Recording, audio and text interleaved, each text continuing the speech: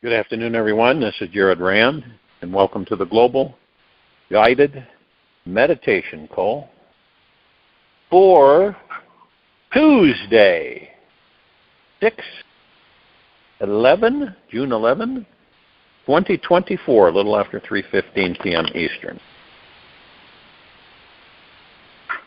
We'll be having a time for change call tomorrow night, Wednesday, around 9:15 or so p.m. Eastern.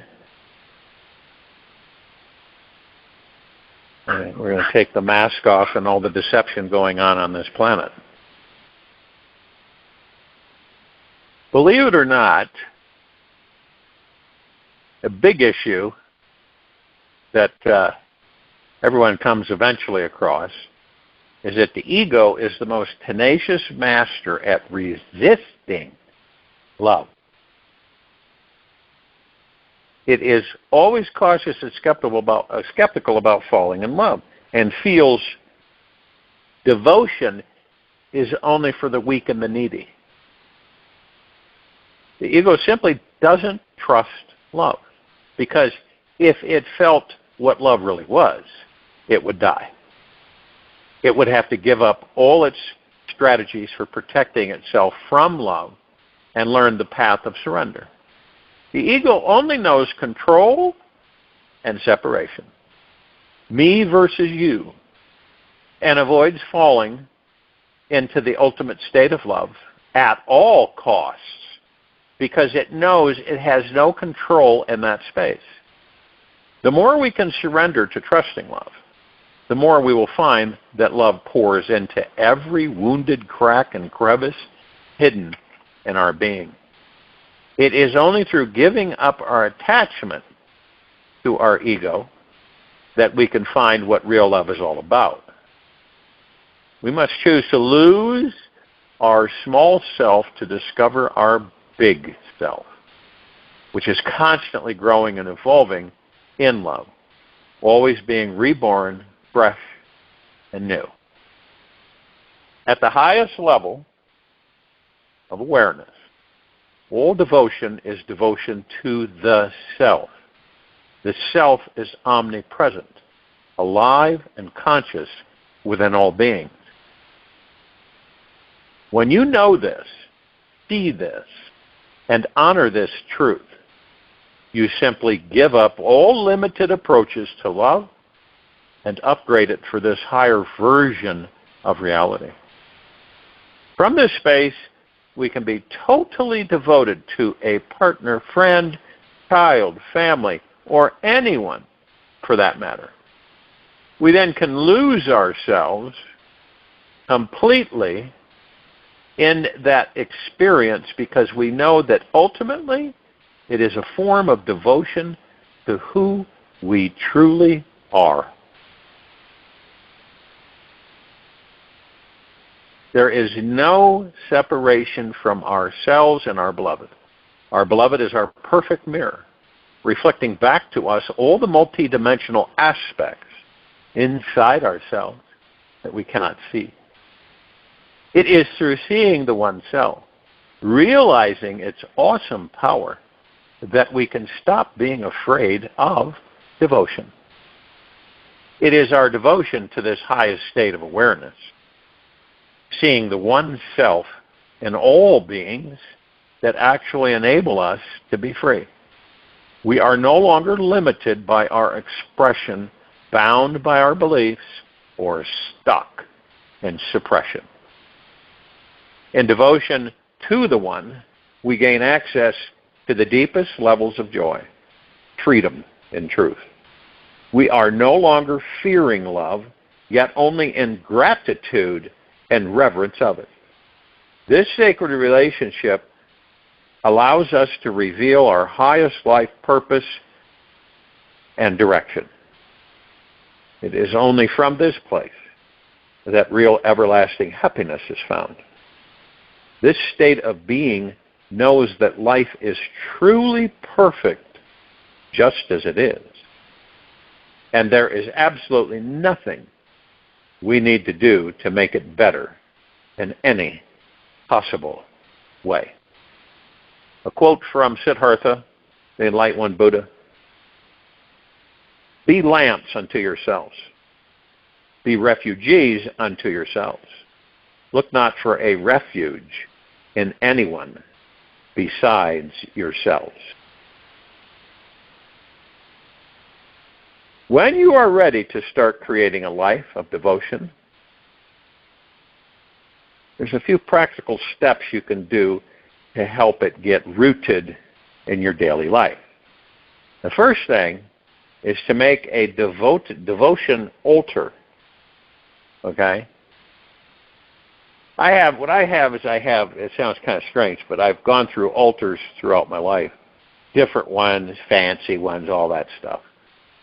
And now my altar is a couple of crystal bowls, a hanger on the wall with different energies, like different stones, necklaces, and bracelets and stuff. And that is my altar. It works for me. Whatever works for you. Okay? Doesn't have to be elaborate, doesn't have to be fancy. It can just be a place where you add everything on it you are devoted to in your life. It can be as simple as a cardboard box, which I did have. I had a cardboard box I painted with a nice cloth on top. I did that one. I had that one for a while. It's where you place sacred pictures, beautiful art, inspiring statues to you, what it means to you. Not anybody else but you. Heart-opening gifts, precious stones, wise sayings, anything you feel is sacred for you. Add everything you want to open your heart up to and feel a deeper connection with. Sit in front of your altar and meditate on the terms, items, on it every morning. Feel your heart opening up to the devotional energy it represents. By trusting in this sacred connection, each time you glance at your altar, the energy will build each day. When you want to, burn some incense, light a candle to make it official. Now your ego mind's going to go, oh, this is stupid, it's silly, don't do it. Don't waste your time with it, this is crazy. Do it. So the next invitation for you is to write down all the beliefs that are creating a healthy and unhealthy level of devotion for you. Start with a list of every unhealthy or limited belief you have about being devoted. In other words, you see, what we do is we ridicule being devoted. So it's our ego mind trying to stop us from being devoted.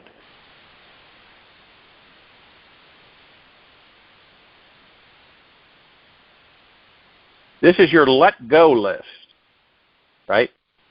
And just know it is the gateway to experiencing a healthier state of devotion.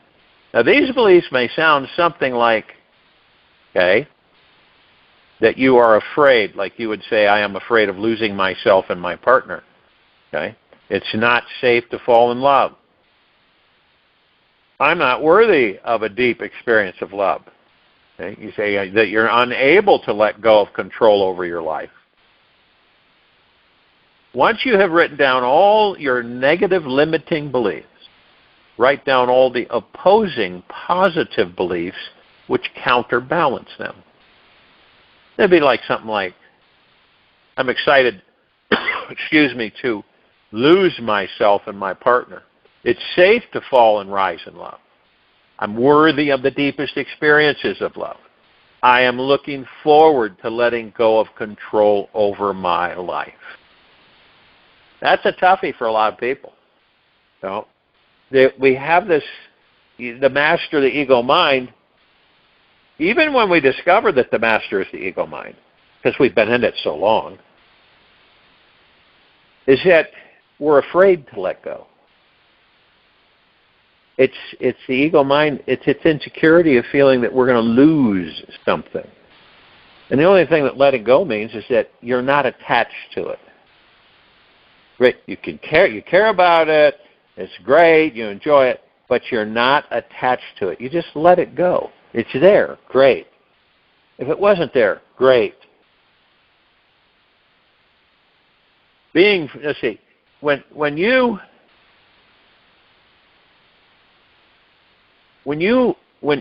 find each specific positive belief that balances and cancels out the negative beliefs, you can let them both go. Okay? Being free from both beliefs allows us to experience a deeper release, a free fall, and surrender into your infinite being where the greatest level of stillness and silence of the mind is found. It is this state of pure stillness that your greatest innocence and most authentic being is discovered. Here, you can realize your most natural state of devotion that is free from all resistance, control, and fear. Devotion revealed in this space will only create more joy, ecstasy, freedom in your life. It is from stepping in this direction that we discover the perfect life, where we see that everything and everyone around us is a deep, eternal love and gift in the most intimate ways.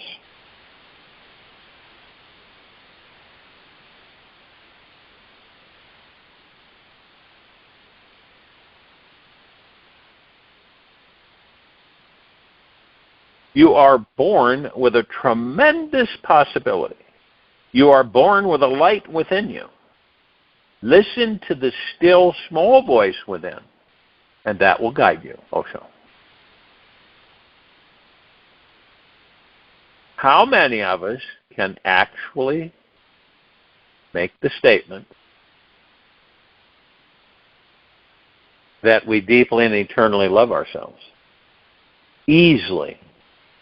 Right? Not where you feel uncomfortable or undeserving, any of that stuff. Those are the negatives that the ego mind is pumping at you.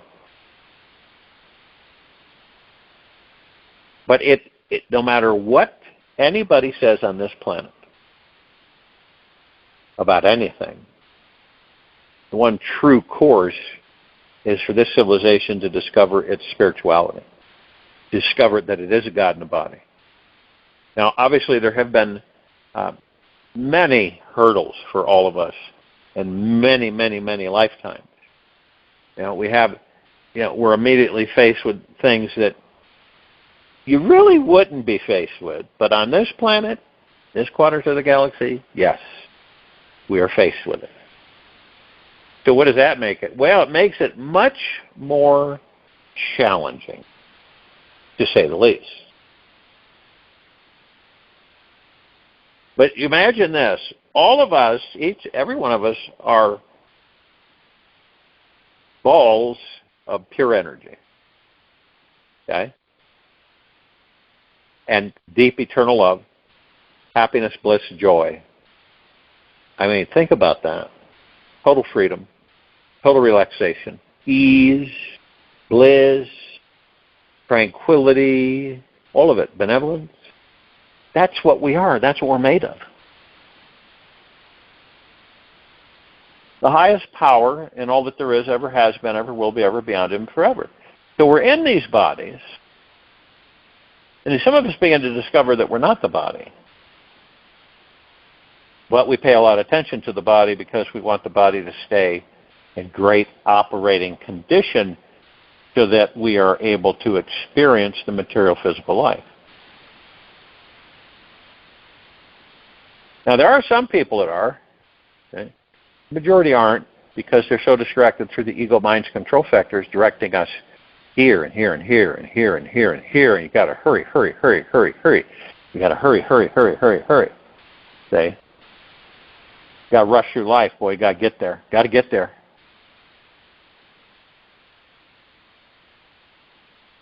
You might have met some people in your travels where this being is, I only need 2 hours sleep a day. That's all. They're always going. And then quite a while later you find out that they're no longer in the body. Doesn't it make sense for any of us to understand why would we be in a hurry for anything? Anything, really. When we are everything, anything, and nothing all together. We're the ones that created everything around us that we see in these bodies.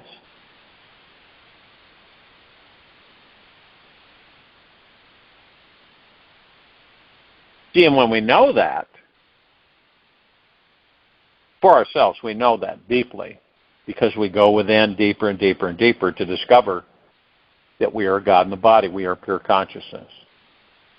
Omnipotently powerful supreme beings that never, ever die. Now, we've been immersed in a separation illusion basically so that we all can, in the same path, but experience different ways this life and all the other ones that we've inhabited. So that's kind of cool because there's not exactly any of us exactly experience the thing. There's Benny's over here and Judy's over here, and Benny's experiencing something. Judy's with Benny, but the whole point is that Judy's experiencing it differently than Benny is at the same time. We don't ever experience things exactly alike. Similarities, yes, but not exactly alike because each one of us are particles of creation. So we create. This is when I talk about the collective consciousness. That's the power, okay, over all things, period. Because it is all things. So whatever we do and go about, when you look at the different civilizations watching, not judging, and you will, because you will interface with many of them, you'll by watching, because understand, you will have learned that you watch. You don't judge. That's the ego mind. Your direction is to master the ego mind, use it as a tool in different directions. In other words, focusing the mind on certain things. And then eventually the ego mind finds peace through your mastership and knows it's no longer needed. It was only there for you to discover. That's it. That's why it is there for all of us.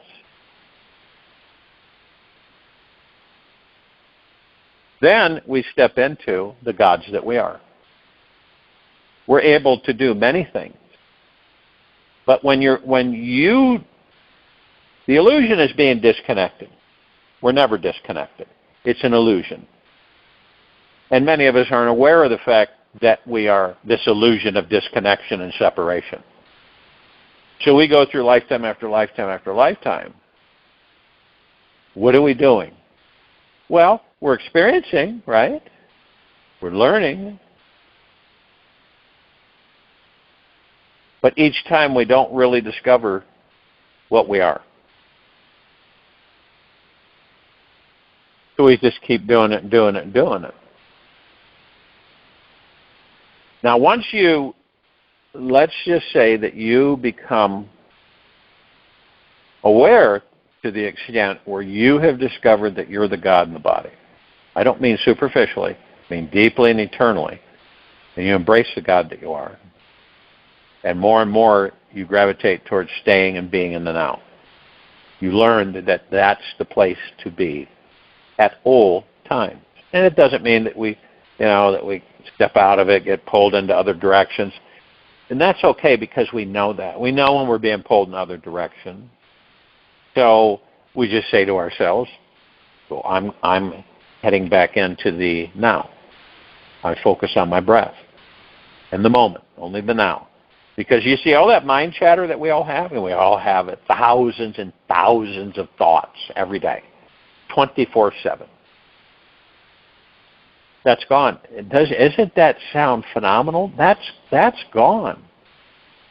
You know, it's just like this incessant going on. You go into the now and it's gone. Where is it coming from? The ego mind. You get used to that. See, after a while and deep gratitude, you begin to transition into your natural state, which is the God within that body.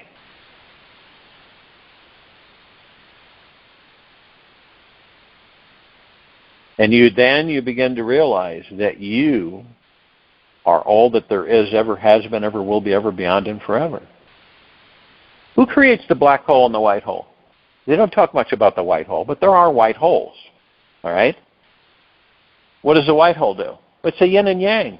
The white hole brings energies into the universe. The black hole vacuums them out. See, when we are able, we are now, but let's say consciously aware, comprehending, by summoning feelings of great joy mixed with the sensation that our desire has already come to fruition, we can actually watch our hidden desires spontaneously show up in our world. Now, for example, if you're continuously feeling, thinking, vibrating like a billionaire 24 hours a day, not attached, not fixated,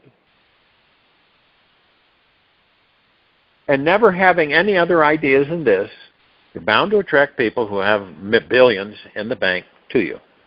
The key is, most of us, we don't stay on that track. We kind of falter and fall off of it. We get exasperated, impatient, irritated, frustrated, and then the ego mind says, this is silly, you're wasting your time, forget it, that's never going to happen.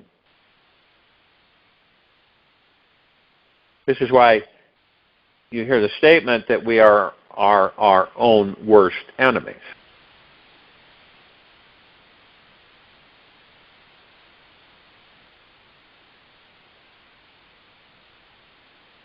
What we think about, how we think about it, is what this universe yearns to unfold and develop for us. Doesn't have any other choice. It's the foundational law and core principle of all creation. The vast empty field of energy all around us yearns to fill it with the ideas and desires bubbling up inside our hearts and minds. It's a natural power. It's not unnatural. It's a natural power we were all birthed with. And we can never, ever lose it. It's with us forever. It will be how our body and mind operates in this world until the day we leave the body. The people who are aware of these laws and shine their life with them, align their life with them, are the ones who experience outrageous success in their lives in extremely short periods of time. You notice somebody and you go, how did it just came out of nowhere. But again, we have that ego mind, and the ego mind masters all on this planet and other planets. It's good to know that we all have access to this power equally. None of us was created with more manifesting power than another. We're on equal turf, so to speak. Some people have trained their minds to focus more acutely and are able to hold their awareness on what they desire for a longer period of time. These are all kind of like structures, you know, these laws, universal. States that the length of time one can hold their attention on their intention is proportional to how long it will take for that desire to show up in this physical world.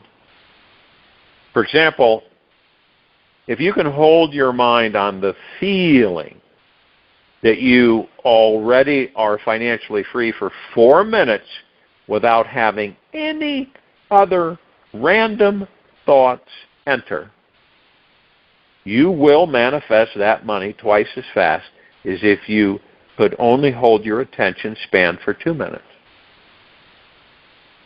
What pulls us out of that? The ego mind pulls us out of it. The ego mind's very insecure. It doesn't care to have us there. It wants us with it, yesterday and tomorrow, where we suffer.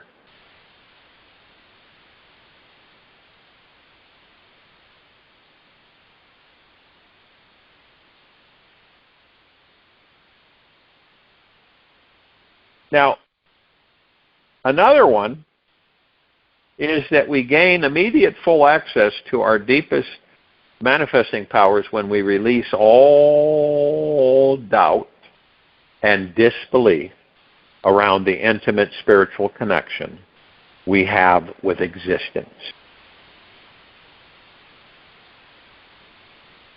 Okay? I don't care how little teeny, microscopic, quantum particle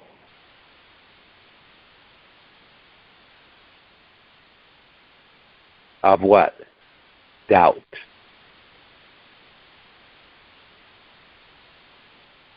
That serves as a barricade, a roadblock, and stops the positive energy from flowing through.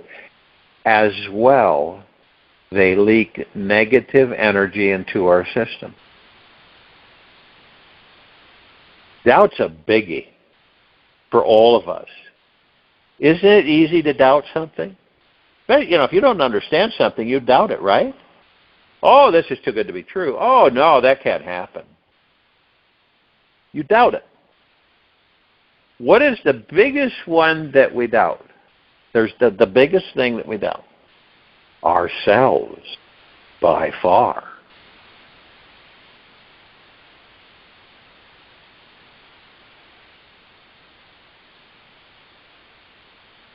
Obviously, the less doubt we have inside, the easier it becomes to feel we deserve to receive the end result we wish to manifest.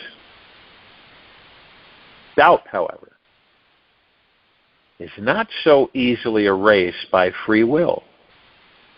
Some people believe we don't have free will.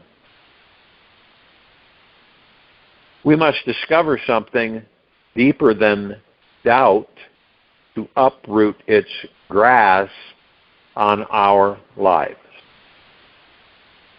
We must choose to realize our spiritual connection with this universe. Learn how to feel at one with everyone and everything, including doubt. We must choose mentally, emotionally, and physically to unite with every energy in this world.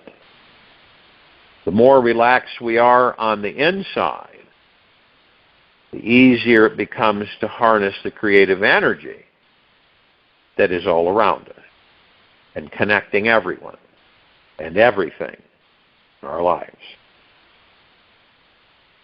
It may seem like a big fabricated lie, yet material desires are designed to find their way into our lives with precision and effortless ease. When we stop believing in the illusion of apparent separation and know on a quantum metaphysical level that we are living in one great ocean of conscious energy, we open the energetic manifesting gates in the path before us. As long as we feel disconnected from this universe feels separate from us. It always mirrors back to us what we are putting out into it. It honors our response to it, reflected to us whatever choice and perception we are making. It cannot break this great law of like attracts like. This universe will only withhold our desired outcome from showing up as long as we continue maintaining a feeling of separation from it.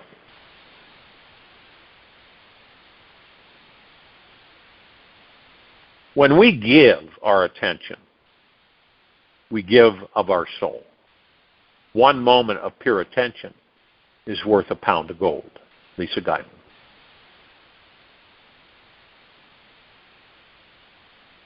And remember, I think people believe that they can turn it off, right? Oh, I'll just switch it off. I won't need to contend with it. We can't. It's part of our makeup as gods.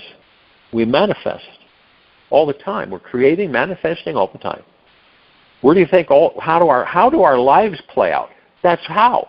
Because we're like architects designing our lives. Now, it doesn't mean that we comprehend that we understand that, but that's what we're doing.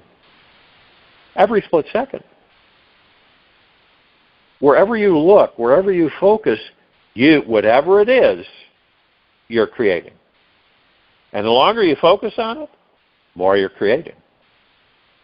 Now see, there's that thing, that doubt comes in for all of us. That could be little teeny doubt, barely noticeable. And then you get that feeling, right?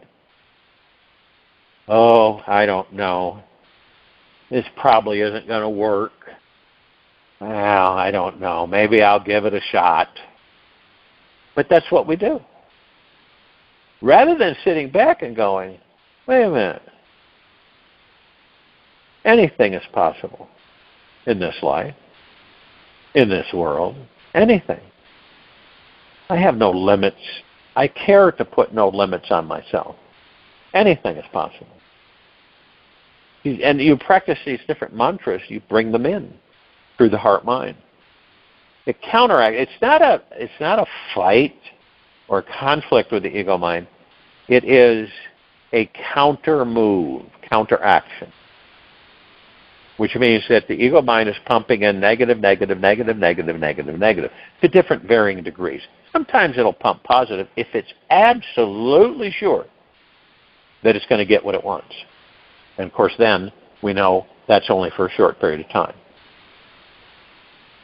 All the things, all the lifetimes so far that we have experienced,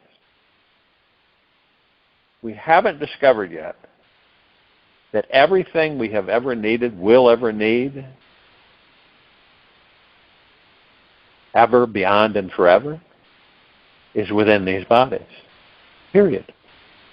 Never gone anywhere. It's always been there. During the quiet time of this meditation, focus on the fact that you have no doubt. Review things for yourself that you doubt in this present moment. Okay? Now you're not knocking heads, you're not getting angry or, you know what I mean, frustrated. You're at ease, you're focused on the breath,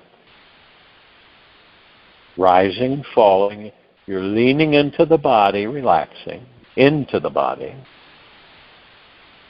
and you'll be amazed. I'll join you in the meditation. I'll return to close us out.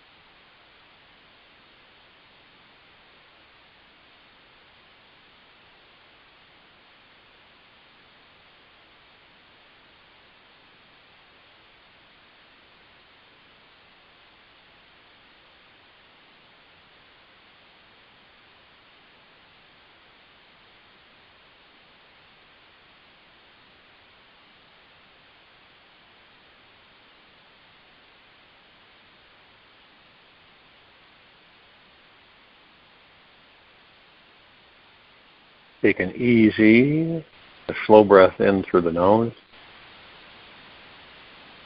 And an easy, slow breath out from the mouth. Remain still.